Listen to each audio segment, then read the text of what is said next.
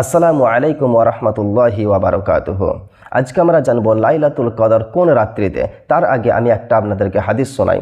সহিহ বুখারী 214 নম্বর হাদিসে নবীজি বলছেন যে কোনো ব্যক্তি যদি ঈমানের সাথে এবং নেকির আশায় লাইলাতুল কদরে অর্থাৎ শবে কদরে রাত্রি জেগে ইবাদত করে, আল্লাহ রাব্বুল আলামিন তার পিছনের সমস্ত গুনাহকে মাফ করে দেন।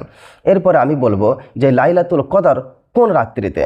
দেখেন, স্বাভাবিকভাবে আমরা মনে করি যে লাইলাতুল কদর 27 রাত্রিতে।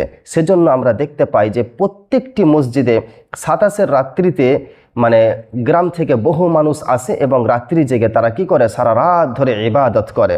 মনে রাখবেন, শুধুমাত্র 27 রাত্রিতে শবে কদর লাইলাতুল কদর এই ধারণাটি ভুল। কেননা সহিহ বুখারীতে হাদিস আসছে আয়েশা রাদিয়াল্লাহু তাআলা আনহা থেকে বর্ণিত, হাদিস নাম্বার 220। নবীজি সাল্লাল্লাহু আলাইহি ওয়াসাল্লাম বলেছেন, তোমরা রমজানের শেষ দশকের বিজোড় দিনগুলিতে লাইলাতুল কদর সন্ধান করো।